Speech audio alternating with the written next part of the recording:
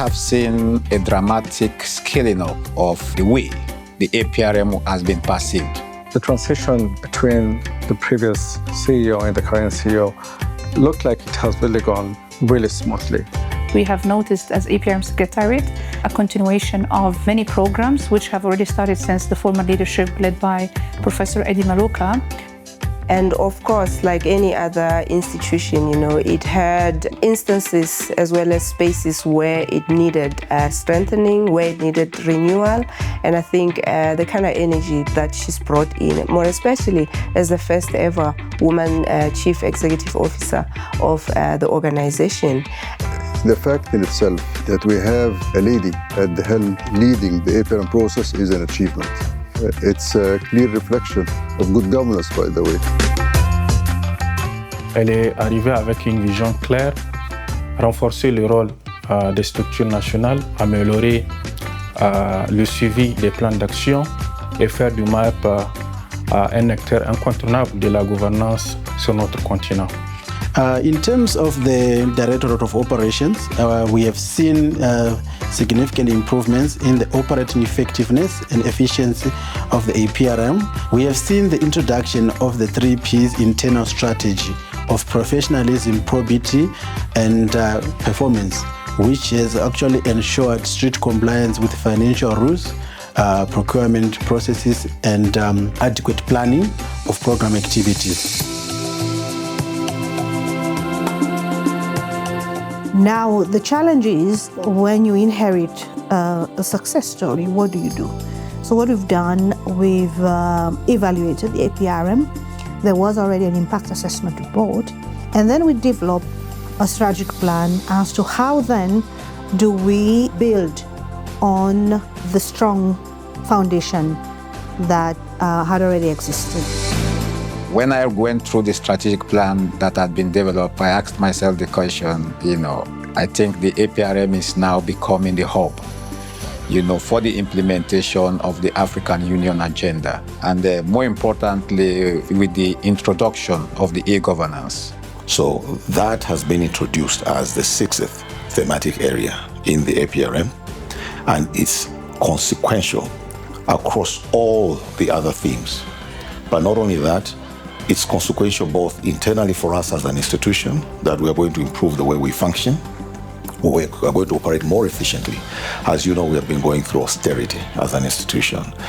By focusing on e-governance and looking at the technology tools and innovations that are before us, we improve the way we function as an organization, the African peer review mechanism, continental secretariat, but we also then take that out into all our work. And all of us can agree with that e-governance will help us to accelerate the implementation of our Agendas 2063. And the strategic direction she intends to take this APRM really, for me, is something that's definitely going to change the trajectory of our continent in as far as governance and progress is concerned. Change for better, of course.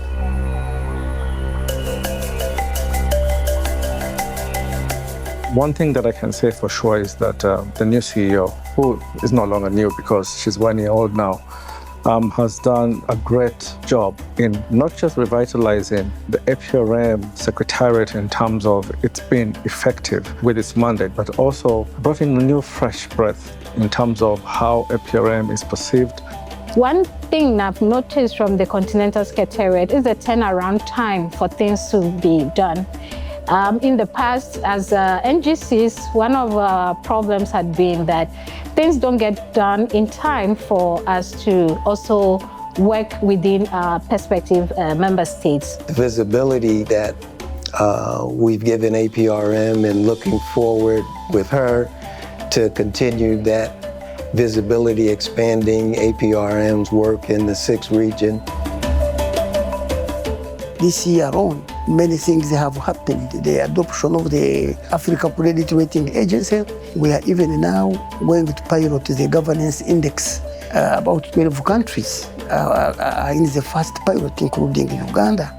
I have had the opportunity to interact with the African peer review mechanism while it was still under the leadership of its former CEO, Professor Maloka, and its current leadership under Ambassador Marie-Antoinette. One of the things that are worth highlighting is the visibility that the African peer review mechanism has had over the past 1 year. We've repositioned the APRM, and our focus now is tangible results and impact. And we're seeing quite a bit of results and impact in the way we engage with the member states, in the way we are strengthening the Continental Secretariat, in the way we are strengthening our presence across the continent. And this transition that we are seeing is very important because it is encouraging member states to become more inclusive. Si je prends l'exemple du Sénégal, depuis l'arrivée de la directrice générale, nous avons pu élaborer le rapport national sur la gouvernance et également notre président récemment a été à Addis pour présenter les conclusions du rapport sur l'évaluation ciblée dans le secteur minier au Sénégal, dont le président même il a pris l'engagement devant ses pairs qu'il va mettre en œuvre les recommandations issues de ce rapport. I'm only the CEO, but as I've said, the member states, the structure of the APRM is such that we have the member states. We have a panel of eminent persons.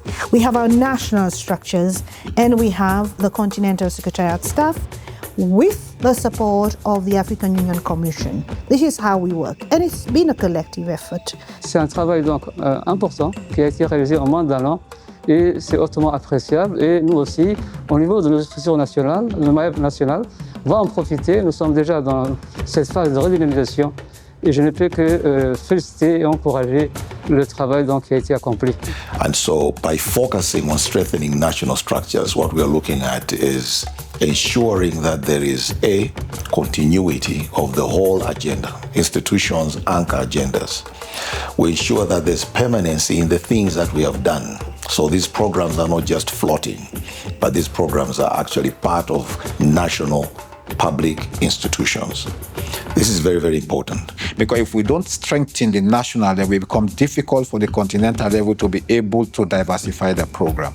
I was also very lucky because the past chair of the APRM, the Republic of Sierra Leone, and the current chair, the People's Democratic Republic of Algeria, have also shown tremendous support and political commitment towards the APRM, as well as all the member states of the APRM.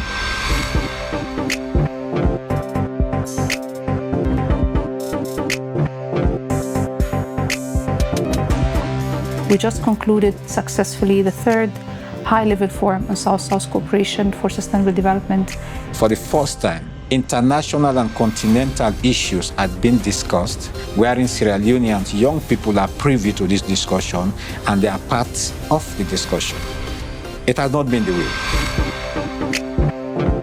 When we speak of Agenda 2063, none but ourselves are going to ensure that that actually happens. We have seen the establishment of the African Credit Rating Agency, and hopefully in the next few months we'll see the launch of this big institution. She has been able to organize a breakfast meeting at the margins of the African Union, where the Africa Credit Rating Agency was discussed and adopted by the heads of state.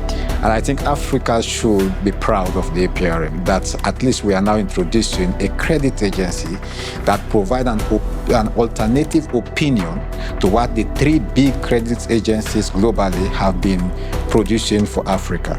And that's very critical. Introducing reforms and good performance is one thing. For her to succeed, she would require adequate financial and human resources. And I think this is the point where I would call all African countries to support her in this endeavor. Financial support from member states has been a key challenge. 80% of our governance program activities are being funded by partners, and this dependence has made it difficult for the APRM Secretariat to execute its mandate. It means that we have firstly to rethink our resourcing strategy. Where do we get resources? We have traditional sources of support or resources, and all that is changing. There's diminishing investment in the institutions we have traditionally dealt with. So innovative financing is key. So for Sierra Leone, we are ready to support. I wish that APRM can develop a mechanism within itself that will ensure that our African states really take note and heed to the recommendations that are being made by APRM, so that they don't remain just recommendations, but they are acted upon. You know, a lot of times on the continent, we speak of the lack of political will. And I must say that coming from the member states, there's strong political will, there's commitment, there's advocacy, and there's support for the APRM. So we have been really blessed to have an up-close relationship with her in these initial days, and we look forward to continuing to work with her to bring visibility to APRM and support her in her mission. Let's all be part of what is happening. Let's all be part of the change that we want to see happening in our continent. We have also seen a good vibe regarding the teamwork. Son style de leadership à la fois ferme, inclusif et visionnaire a ouvert une nouvelle voie pour le Maep. I would like to once again thank the member states, but also thank the staff of the APRM.